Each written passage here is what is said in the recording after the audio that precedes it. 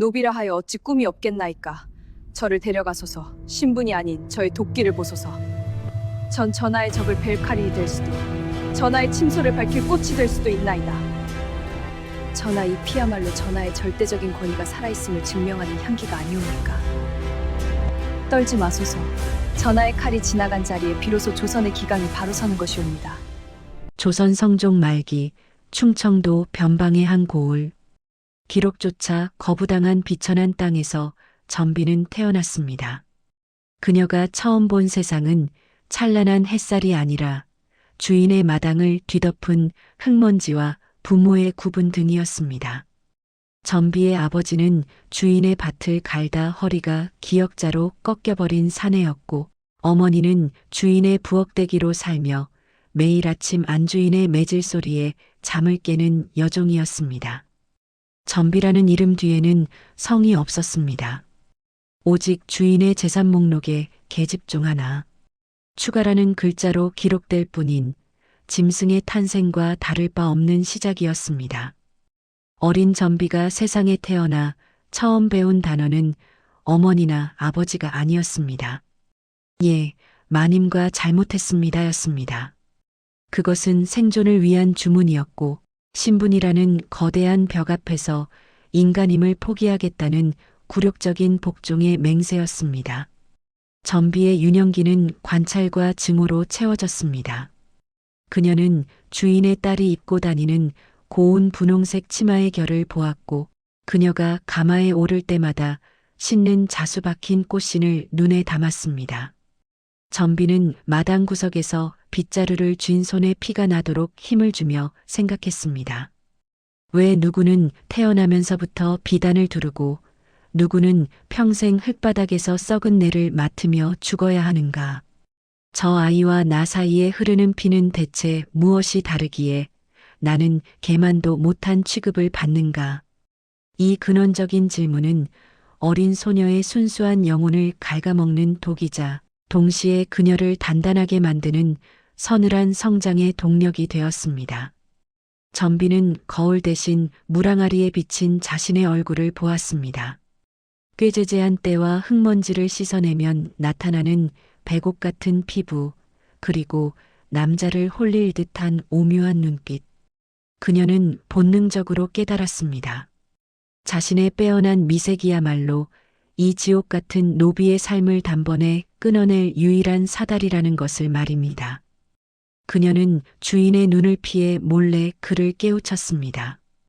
양반과 여인들의 걸음걸이와 손짓, 특유의 고상한 말투를 훔쳐보며 밤마다 거울 없는 방 안에서 연습하고 또 연습했습니다.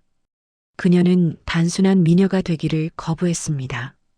신분을 세탁하고 왕의 마음을 훔칠 수 있는 여배우가 되기로 결심한 것입니다. 그러던 어느 날 평온하던 마을에 폭풍 같은 소식이 들려왔습니다. 연산군이 전국의 미녀를 징발하기 위해 채용사를 보냈다는 것이었습니다. 양반과 여인들은 폭군의 놀이개가 될까 두려워 얼굴에 수치를 하고 산속 깊이 숨었지만 전비는 이를 절호의 기회로 여겼습니다. 그녀는 부모가 뜯어말리는 손길을 차갑게 뿌리쳤습니다. 이대로 살면 나도 어머니처럼 매 맞다 죽을 것이고 내 자식도 밭을 갈다 허리가 굽을 것이오. 차라리 궐에 들어가 괴물이 되어서라도 이 사슬을 끊겠소. 전비는 채용사의 가마가 지나가는 길목을 가로막았습니다. 흙먼지가 풀풀 날리는 길바닥에서 전비는 고개를 빳빳이 쳐들었습니다. 그 눈빛에는 노비의 비굴함 대신 세상을 집어삼키겠다는 포식자의 광기가 서려 있었습니다. 채용사의 우두머리는 전비의 서슬 퍼런 눈빛과 기품 있는 자태에 압도되었습니다. 노비라 하여 어찌 꿈이 없겠나이까? 저를 데려가소서. 저는 전하의 적을 벨 칼이 될 수도 전하의 침소를 밝힐 꽃이 될 수도 있나이다. 신분이 아닌 저의 도끼를 보소서. 부모의 처절한 통곡 소리가 등 뒤에서 들려왔지만 전비는 단 한 번도 뒤돌아보지 않았습니다. 궐문이 육중한 소리를 내며 닫히는 순간 전비는 가마 손잡이를 부서져라 쥐며 다짐했습니다. 다시는 이 문을 나갈 때 흙바닥을 기지 않으리라. 내가 다시 이 땅을 밟을 때는 비단을 깔고 나를 비웃던 자들의 머리 위를 짓밟고 지나가리라. 궐문이 닫히고 마주한 궁궐의 공기는 전비가 살던 흙바닥의 냄새와는 전혀 달랐습니다. 은은한 침향과 값비싼 분내, 그리고 그 이면에 숨겨진 비린 피냄새가 뒤섞인 기묘한 공간이었습니다. 수천 명의 흥청과 운평들이 왕의 눈길 한 번에 목숨을 걸고 있었고 그 정점에는 이미 조선의 영혼을 손에 쥐었다는 장녹수가 버티고 있었습니다. 입궐 초기 전비에게 궁궐은 화려한 낙원이 아닌 한치 앞을 알 수 없는 짙은 안개 속 전쟁터였습니다. 장녹수는 30이 넘은 나이에도 불구하고 기방에서 익힌 백전노장의 수완으로 연산군을 갓난아이처럼 다루고 있었습니다. 그녀는 왕의 어머니를 향한 결핍을 파고들어 때로는 어머니처럼 때로는 누이처럼 왕을 품었습니다. 전비는 깨달았습니다. 장녹수처럼 노래하고 춤추어서는 평생 그녀의 그림자조차 밟지 못한다. 저 여인이 왕의 슬픔을 가졌다면 나는 왕의 광기를 가져야 한다. 전비는 다른 후궁들처럼 왕에게 아양을 떨며 보석을 구걸하지 않았습니다. 대신 그녀는 사냥감을 쫓는 포식자처럼 연산군을 관찰하기 시작했습니다. 왕이 어느 순간에 눈동자가 뒤집히는지, 어떤 신하의 이름을 부를 때 손가락을 까닥거리는지, 그리고 칼을 휘두른 직후의 허망한 눈빛이 무엇을 갈구하는지를 탐구했습니다. 마침내 기회가 왔습니다. 연산군이 대신들을 참혹하게 숙청하고 돌아온 어느 핏빛 밤이었습니다.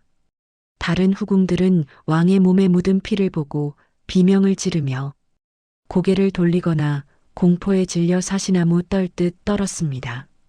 하지만 전비는 달랐습니다. 그녀는 왕의 발치에 무릎을 꿇고 오히려 왕의 칼날에 묻은 선혈을 손가락으로 가만히 훑었습니다. 그리고 그것을 자신의 입술에 가져다 대며 나직하게 속삭였습니다. 전하, 이 피야말로 전하의 절대적인 권위가 살아있음을 증명하는 향기가 아니옵니까? 떨지 마소서. 전하의 칼이 지나간 자리에 비로소 조선의 기강이 바로 서는 것이옵니다. 이 섬뜩한 찬미는 연산군의 가슴 속에 깊이 박혔습니다. 장녹수가 왕의 상처를 닦아주며 이제 그만 잊으소서라고 위로할 때 전비는 오히려 그 상처를 덧나게 하며 더 크게 휘두르소서라고 부추겼습니다. 왕은 자신의 잔혹함을 정의와 예술로 승화시켜주는 전비의 기이한 카리스마에 전율했습니다. 전비는 장녹수가 왕과 함께 화려한 연회를 즐길 때 왕의 집무실인 편전의 가장 어두운 그늘에 머물렀습니다. 그녀는 왕이 처리하는 상소문들을 훔쳐보며 조정의 권력 지도를 머릿속에 그렸습니다. 그녀는 점차 왕의 판단에 직접 개입하기 시작했습니다. 전하, 저 신하는 겉으로는 전하를 칭송하나 뒤로는 장녹수의 치맛자락을 잡고 전하를 비웃는 자유입니다. 저자의 혀를 베어 전하의 위엄을 보이소서. 그녀의 차가운 밀어는 곧 사약이 되었고 그녀의 칭찬 한마디는 누군가의 벼락출세가 되었습니다. 장녹수가 왕의 밤을 지배했다면 전비는 왕의 낙과 칼을 지배하기 시작한 것입니다. 왕은 이제 전비 없이는 누구를 죽여야 할지, 누구를 살려야 할지조차 결정하지 못하는 지경에 이르렀습니다. 노비 출신의 여인이 조선의 통치권 그 자체를 손에 쥐는 순간이었습니다. 전비는 거울 속 자신의 얼굴을 보며 미소 지었습니다. 그 미소는 더 이상 흙바닥에서 구걸하던 소녀의 것이 아니었습니다. 세상을 피로 물들여서라도 자신의 왕국을 세우겠다는 여왕의 미소였습니다. 이제 장녹수와의 피할 수 없는 정면 승부만이 남아 있었습니다. 조선이라는 거대한 하늘 아래 두 개의 달이 뜰 수는 없었습니다. 장록수가 이미 왕의 영혼을 선점하고 있던 시기에 전비가 독보적인 존재감을 드러내며 부상한 것은 궁궐의 생태계를 뒤흔드는 대사건이었습니다. 장록수에게 전비는 단순한 후배 흥청이 아니라 자신의 생존권을 위협하는 포식자였고, 전비에게 장록수는 자신이 꿈꾸는 정점에 도달하기 위해 반드시 밟고 지나가야 할 거대한 성벽이었습니다. 두 여인은 왕의 앞에서는 친자매보다 더 다정하게 서로의 손을 잡고 웃었습니다. 동생의 미색이 날로 더해가니 전하께서 복이 많으십니다. 언니의 가락이 워낙 출중하니 소첩은 그저 흉내만 낼 뿐입니다라며 간드러지는 칭송을 주고받았습니다. 하지만 왕이 자리를 비우고 문이 닫히는 순간 방 안의 공기는 순식간에 영하로 얼어붙었습니다. 서로를 향해 쏘아대는 눈빛은 뱀의 독리처럼 차갑고 예리했습니다. 장록수는 전비의 태생을 집요하게 공격했습니다. 그녀는 왕과 대신들이 모인 연회 자리에서 전비를 향해 들으라는 듯 조롱을 던졌습니다. 전비는 몸짓이 뻣뻣하여 예도를 모르는구나. 근본 없는 땅에서 자라 흙먼지만 먹었으니 어찌 군왕의 곁을 지키는 고귀한 법도를 알겠느냐. 장록수는 자신의 가무 실력을 뽐내며 전비를 말 못하는 인형 취급했고, 전비가 올리는 차잔에 먼지가 앉았다며 왕 앞에서 대놓고 면박을 주기도 했습니다. 그러나 전비는 결코 정면으로 맞서 화를 내지 않았습니다. 그녀는 장록수가 가진 치명적인 약점인 나이와 정치적 무관심을 현미경처럼 들여다보았습니다. 전비는 왕이 장록수의 품에서 잠들 때 몰래 왕의 침전 밖에서 밤을 지새우며 다음 날 아침 왕이 마주할 상소문들을 정리했습니다. 그리고 왕이 깨어나면 장록수가 보지 못하는 조정의 은밀한 비리와 대신들의 뒷조사 보고서를 바쳤습니다. 장소의 장록수는 전하의 귀를 즐겁게 하여 시름을 잊게 하나, 신첩은 전하의 안위를 살펴 적들의 칼날을 막아내나이다. 유인은 장소위와 즐기시되 통치는 신첩과 나누소서. 전비의 이 지독하게 이성적인 접근은 연산군으로 하여금 장록수를 유희의 대상으로, 전비를 믿음의 파트너로 구분짓게 만들었습니다. 이는 장록수가 쌓아온 모성애적 권력을 뿌리부터 뒤흔드는 고도의 심리전이었습니다. 두 여인의 갈등은 왕의 수라상과 잠자리 순번을 넘어 정보전과 공작 정치로 번졌습니다. 장록수가 왕의 수라상에 독을 타려 했다는 소문을 궁녀들 사이에 퍼뜨리면, 전비는 장록수의 처소 마당 아래에 저주 인형이 묻혀 있다는 사실을 우연히 발견하게 만드는 시기였습니다. 전비는 장록수의 신복 궁녀를 거액의 황금으로 매수하여 장록수가 사가로 빼돌리는 재산의 목록을 입수했습니다. 그리고 연회 도중 왕에게 넌지시 물었습니다. 전하, 백성들은 굶주리는데 도성 밖에 장소위의 이름으로 세워진 거대한 금고가 있다는 소문이 파다옵니다. 전하의 은덕이 장소위의 사가로만 흐르는 것은 아니겠지요? 연산군의 의구심이 짙어질 때마다 전비는 장록수의 세력을 약화시키기 위해 그녀와 가까운 신하들을 하나둘씩 영모로 몰아 처형장으로 보냈습니다. 장록수의 뒷배가 되어주던 판서들이 피를 흘리며 끌려갈 때 전비는 장록수의 처소가 바로 내려다 보이는 누각 위에서 보란 듯이 화려한 연회를 열어 승리를 자축했습니다. 장록수 역시 가만히 있지 않았습니다. 그녀는 왕이 전비의 처소로 향할 때마다 갑자기 원인 모를 병으로 쓰러지거나 왕의 첫사랑을 연상시키는 애절한 가락을 연주하여 왕의 발길을 돌리게 했습니다. 궁궐 전체가 이 두 여인이 뿜어내는 질투와 증오의 안개에 갇혀 숨을 죽였습니다. 전비는 한 걸음 더 나아가 장록수가 요술을 부려 왕을 홀린다는 유언비어를 도성 전체에 퍼뜨렸습니다. 민심이 장녹수를 향해 돌을 던지게 하여 왕이 정치적 부담 때문에라도 그녀를 멀리하게 하려는 책략이었습니다. 하지만 연산군은 이 두 여인의 피 튀기는 싸움을 오히려 즐겼습니다. 자신을 향해 목숨을 걸고 싸우는 두 포식자를 보며 자신의 권력이 얼마나 절대적인지를 확인하며 희열을 느꼈던 것입니다. 결국 전비는 장녹수의 권세와 대등해지거나 혹은 그를 넘어서는데 성공했습니다. 하지만 그 대가는 참혹했습니다. 장녹수를 이기기 위해 그녀는 장녹수보다 더 잔인해져야 했고 더 많은 피를 손에 묻혀야 했습니다. 전비는 이제 장녹수라는 적을 넘어 조선 전체를 자신의 발밑에 두겠다는 광기 어린 야욕의 늪으로 더 깊이 발을 들이게 되었습니다. 두 여인의 전쟁터였던 궁궐은 이제 전비라는 일인 독재자가 군림하는 거대한 감옥으로 변모하고 있었습니다. 전비가 궁궐의 실권을 완전히 장악하자 그녀가 가장 먼저 착수한 작업은 자신의 몸에 새겨진 노비라는 낙인을 지우는 일이었습니다. 그것은 단순한 신분 세탁이 아니라 자신을 멸시했던 조선의 모든 질서에 대한 잔혹한 복수였습니다. 전비는 왕의 품 안에서 나직이 속삭이며 자신의 부모와 형제들을 역사의 전면에 등장시켰습니다. 왕은 전비의 환심을 사기 위해 전무후무한 명을 내립니다. 노비였던 전비의 아버지에게 높은 관직을 추중하고 그녀의 오라비인 전팽년을 포함한 형제들을 하룻밤 사이에 고관대작의 반열에 올린 것입니다.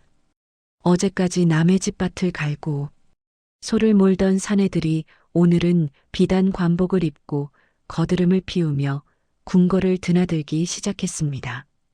조정의 대신들은 경악했습니다.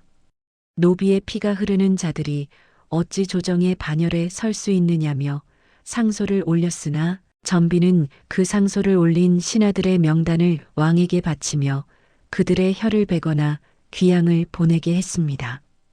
이제 전비의 형제들은 누이의 치맛바람을 등에 업고 인사권과 재판권까지 휘두르는 무소불위의 권력자가 되었습니다.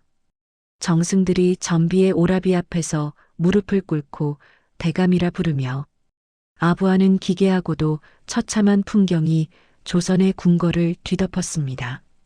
전비의 복수는 여기서 멈추지 않았습니다. 그녀는 권력의 정점에 서자마자 어린 시절 자신을 노비로 부렸던 옛 주인 가문을 수소문했습니다. 그녀는 그들을 영모로 몰아 가문을 풍비박산냈습니다. 남성들은 처형하거나 유배 보냈고 전비가 그토록 시기했던 주인의 딸들과 안주인을 궁으로 압송해 왔습니다. 어느 차가운 새벽 전비는 화려한 처소, 의자에 비스듬히 앉아 거적대기를 입고 떨고 있는 옛 주인의 딸들을 내려다보았습니다. 한때 분홍색 치마를 입고 전비를 벌레 보듯 했던 여인들이 이제는 전비의 발치에 머리를 조아리고 있었습니다. 전비는 신고 있던 비단신으로 옛 주인의 딸의 턱을 들어 올리며 싸늘하게 미소 지었습니다. 너희가 내 앞에서 고개를 들지 못하던 시절을 기억하느냐? 그때 내 손에 쥐어 있던 빗자루가 이제는 너희의 목을 겨누는 칼이 되었구나. 오늘부터 너희는 내 처소의 변소를 닫고 신발을 치우는 가장 천한 노비가 될 것이다. 내가 겪은 멸시를 너희는 뼈가 녹도록 배울 것이다. 전비는 그들을 자신의 처소에 가두고 매일같이 채찍질과 모욕을 가하며 형언할 수 없는 쾌감을 느꼈습니다. 그녀에게 권력이란 상처를 치유하는 약이 아니라 더 큰 상처를 남기기 위해 휘두르는 가시 돋친 채찍이었습니다. 전비의 탐욕은 이제 가문을 넘어 나라 전체를 향했습니다. 그녀는 전국의 비옥한 토지를 강탈하여 자신의 명의로 돌렸고 백성들이 굶주림 속에 바치는 진상품들을 왕실 창고에 들기도 전에 자신의 사가로 빼돌렸습니다. 그녀의 처소 앞에는 매일 아침 뇌물을 바치기 위해 줄을 선 관리들로 인산인해를 이루었습니다. 전비 마마의 눈에 들면 정승이 되고 눈밖에 나면 목이 날아간다는 말이 유행처럼 번졌습니다. 그녀는 궁궐 내에 자신만의 비밀 조직을 만들어 대신들의 일거수일투족을 감시했습니다. 조금이라도 왕에게 직언을 올리거나 전비의 탐욕을 비판하는 자가 있으면 그 즉시 소리소문 없이 사라지게 했습니다. 연산군 치세의 가장 어두운 그림자는 왕 자신이 아니었습니다. 왕의 눈을 가리고 귀를 막은 채 조선이라는 나라를 통째로 삼키려 들었던 전비의 치마폭이었습니다. 전비는 화려한 연회장 한복판에서 금잔에 담긴 술을 마시며 생각했습니다. 이제 이 세상에 나를 노비라 부를 자는 아무도 없다. 내가 곧 법이고 내가 곧 조선이다. 하지만 그녀가 짓밟은 양반들의 자존심과 백성들의 피눈물은 보이지 않는 곳에서 거대한 해일이 되어 차오르고 있었습니다.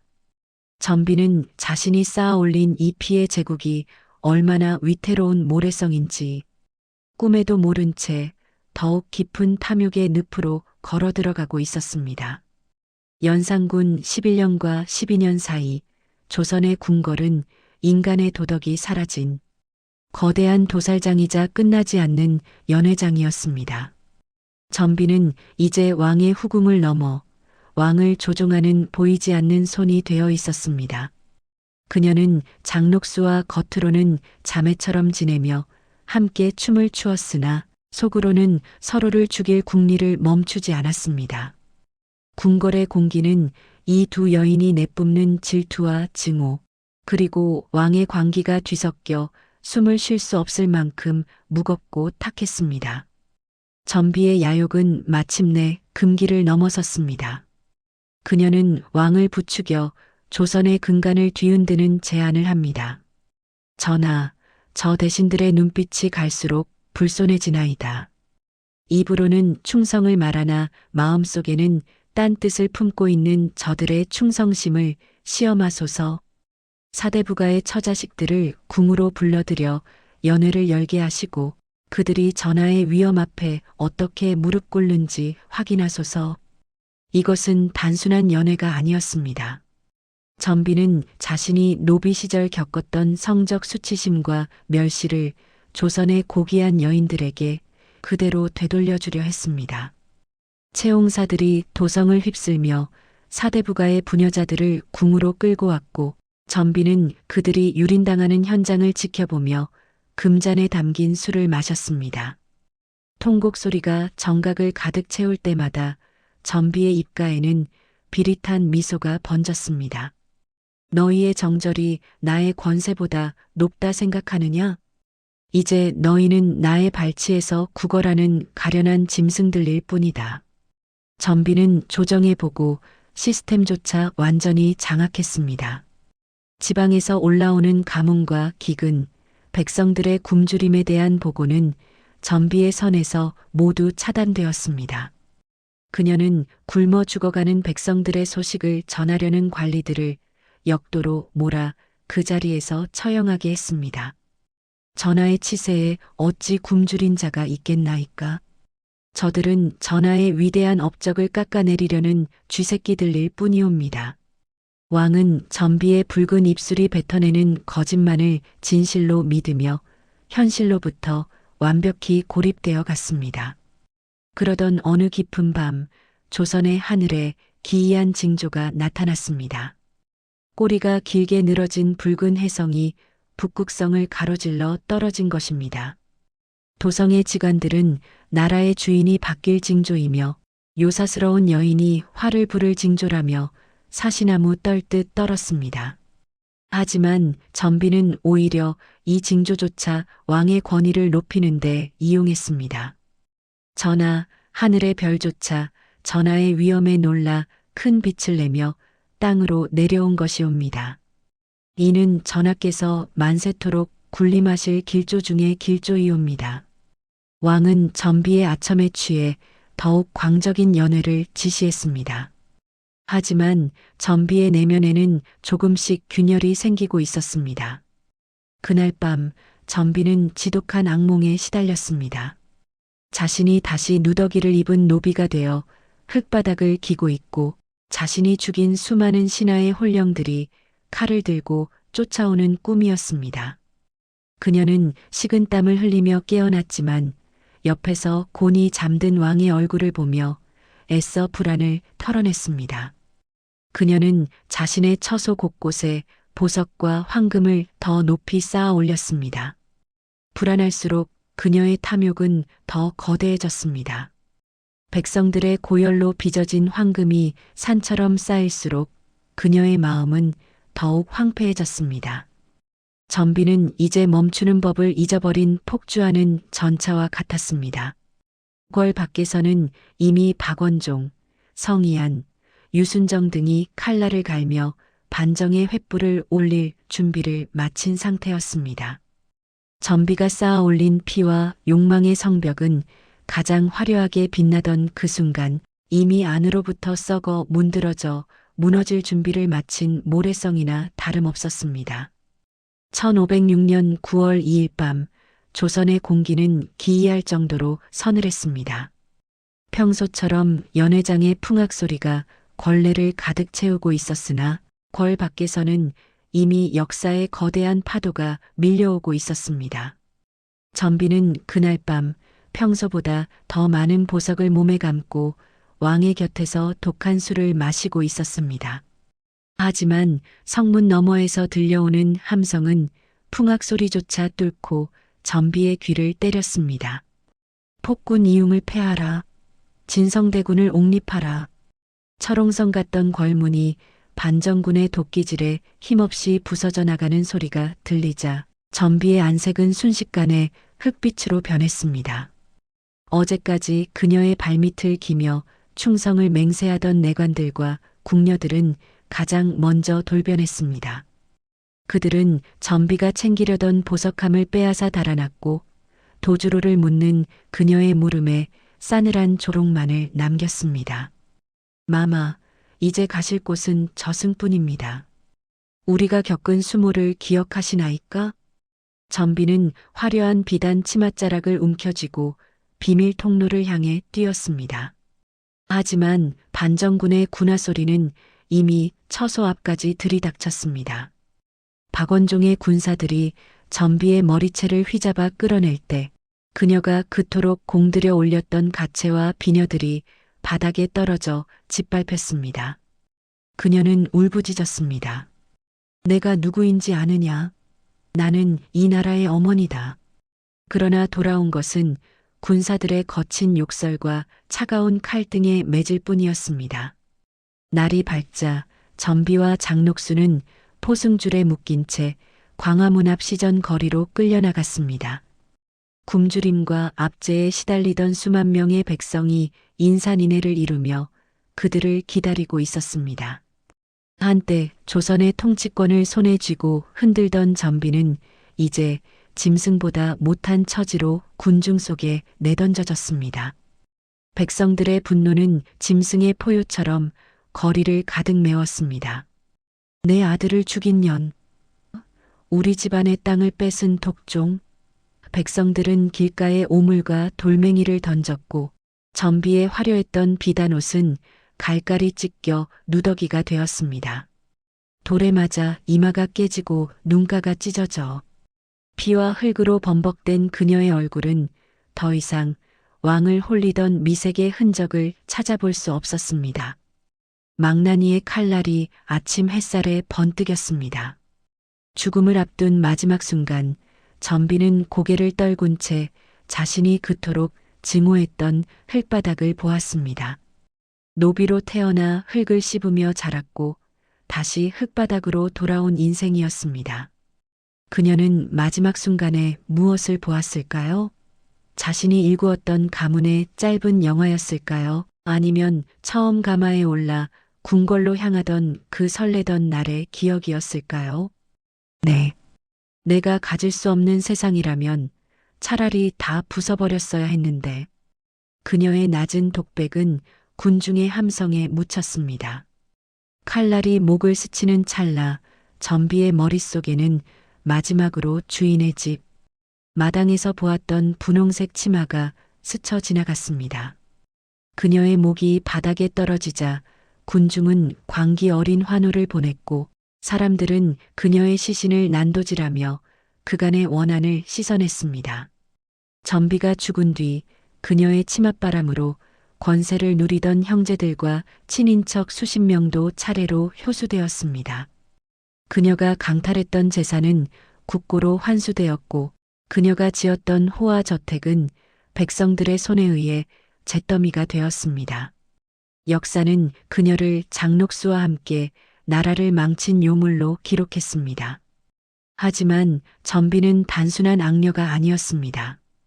그녀는 신분제라는 거대한 사슬에 묶여 뒤틀려버린 인간의 야망이 얼마나 잔혹해질 수 있는지, 그리고 그 부정한 욕망의 끝이 얼마나 처참한지를 보여주는 역사의 가장 아픈 증거였습니다. 광화문 길바닥에 뿌려진 그녀의 피는 오랫동안 씻기지 않았습니다. 그녀는 흙에서 태어나 금빛 하늘을 꿈꿨으나 결국 그녀를 맞이한 것은 다시 차가운 흙이었습니다. 전비, 그녀가 꿈꿨던 세상은 과연 무엇이었을까요?